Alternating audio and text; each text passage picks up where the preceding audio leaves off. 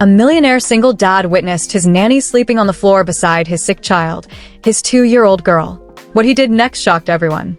"Sir, I think you need to see this." Bruce Marley looked up from his laptop, annoyed by the interruption. His assistant, Mark, stood hesitantly at the office door, holding out a tablet with trembling hands. Bruce reached for it impatiently.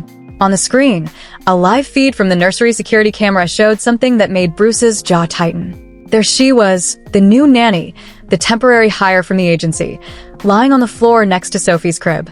Her blonde hair was pulled back into a loose bun, her head resting on a folded towel, one arm stretched through the crib rails. Sophie, his 2-year-old daughter, was gripping her hand in her sleep. "What the hell is she doing?" Bruce barked, slamming the laptop shut and grabbing his coat. "Why wasn't I informed that Sophie had another fever?" "We didn't want to bother you during the investor call," Mark replied quickly. "And the nanny, Linda, said it wasn't an emergency. She insisted she could manage." "She's not authorized to make that decision," Bruce snapped. "No one sleeps in my daughter's room unless I say so." She crossed the line. Minutes later, Bruce stepped quietly into the house, bypassing the staff with a curt nod. The hallway to Sophie's room was dimly lit. His polished shoes made no sound on the thick carpet as he approached the nursery. He opened the door slowly. The soft hum of a white noise machine filled the room. And there they were, exactly as the camera had shown. Linda, barely 20-something, was curled on the wooden floor beside the crib. No pillow, no blanket, just a child's throat draped over her knees. Her hand still reached through the bars, fingers laced with Sophie's tiny ones. Sophie, usually restless even in sleep, was still. Her breathing was slow, steady. Bruce's anger began to shift, first into confusion, then into something harder to name. His daughter, who screamed at every stranger, who clung to him with panicked sobs during her last illness, now slept peacefully, holding onto the hand of someone she had met just days ago. He stepped closer. Linda's eyes fluttered open at the sound of his approach. She didn't scramble to her feet. She didn't even let go of Sophie's hand. She just blinked and looked up at him calmly. "Is she okay?" she whispered, her voice raw with sleep. Her fever broke around 2 a.m., but she was still shaking. "I didn't want to leave her alone." Bruce stared. He had expected excuses, fear, maybe even defensiveness. But all he saw was concern, pure and undiluted.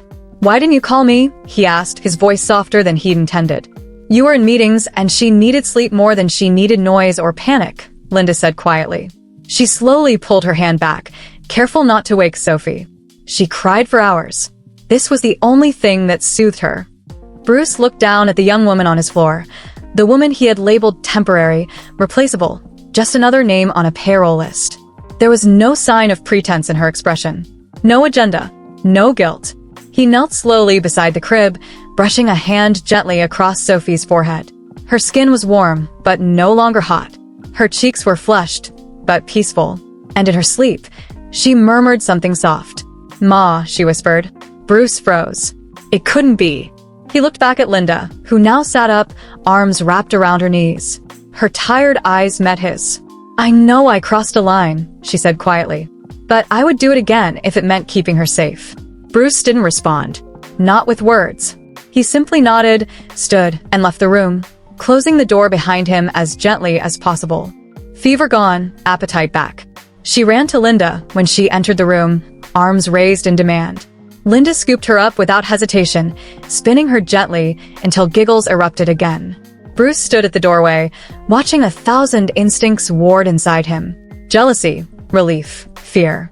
"Wonder why does she only smile at you?" He asked more to himself than anyone else. Linda didn't hear, but Sophie did. She turned, spotted her father, and waved. "Daddy," she chirped. Bruce blinked. That too was a first. And in that moment, standing between two people who had somehow stitched his broken world into something whole, Bruce Marley realized something terrifying. He didn't understand how Linda had gotten here, but he was already afraid of losing her. Bruce stood at the edge of the back porch, arms crossed, coffee growing cold in his hand. The early morning sun painted the grass in soft gold. It was quiet except for the small staccato sounds of laughter drifting up from the yard. There they were. Linda knelt barefoot in the grass, both hands gently holding Sophie's tiny fists as the toddler took slow, wobbly steps toward her stuffed bear. Her curls bounced with every step. Her mouth was open in joyous squeals. Linda was not guiding her. She was simply holding space. "Good job, sweetheart," she whispered. "You're so brave." Sophie burst into laughter. A full, uninhibited laugh that Bruce hadn't heard in what felt like a lifetime. He felt something crack inside. That night, Bruce sat in his dim study, bathed in silence. A single lamp glowed above his desk, illuminating an open laptop. His fingers hovered above the keyboard. He opened his inbox, searched for an old contact, found it.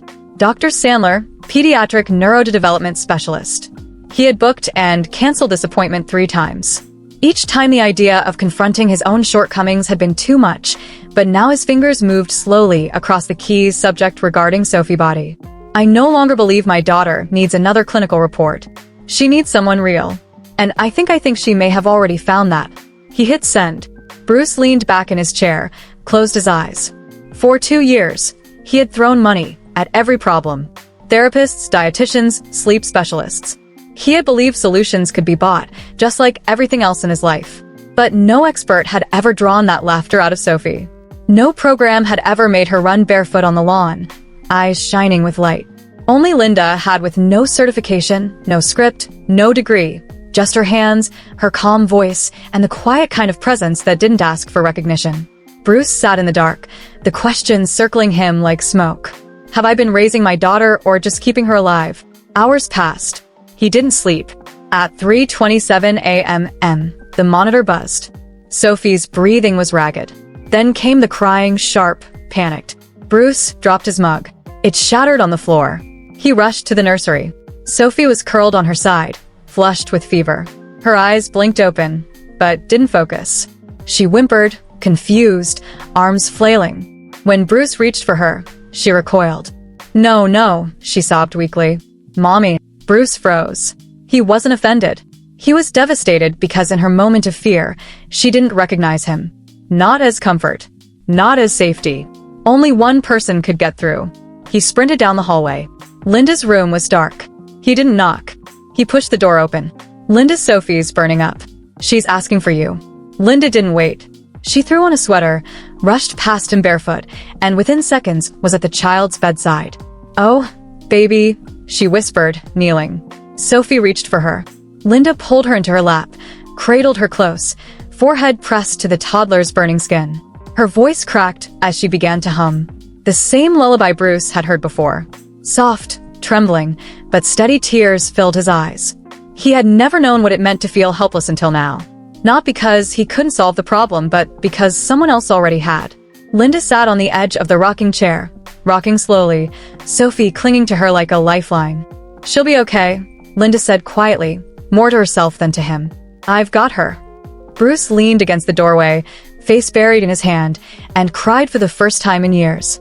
Not because of failure, but because something in him, some cold, protected corner, had finally thawed, and it hurt in the most beautiful way. The smell hit her first. Burnt batter and blueberries. Linda walked into the kitchen barefoot, tying her robe tighter as she paused at the door frame. It was 7 a.m. on a Sunday. The house was quiet. Too quiet. Then she saw him. Bruce, wearing a black t-shirt and gray pajama pants, sleeves slightly rolled. He stood at the stove armed with a spatula and a frying pan that looked way too hot. There were pancakes on a plate. Well, something that resembled pancakes. Some were misshapen, others were too thick. One was charred beyond hope. He didn't notice her at first. Lyndon leaned against the counter and crossed her arms. "I did not take you for a pancake guy." Bruce jumped slightly, then chuckled. "That makes 2 of us."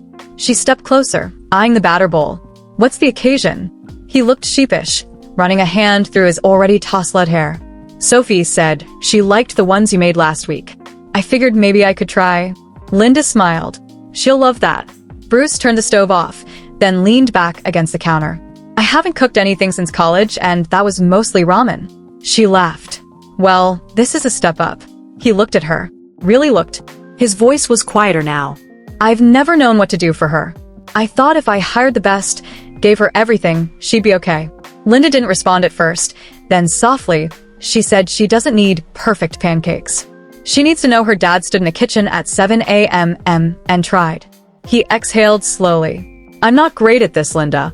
"No one is," she replied. But you're trying, and that counts for more than you think. Bruce looked down at the half-burnt pancakes, then back at her. What about you? What about me? What do you need? Linda hesitated, caught off guard. She looked down, brushing a stray hair behind her ear.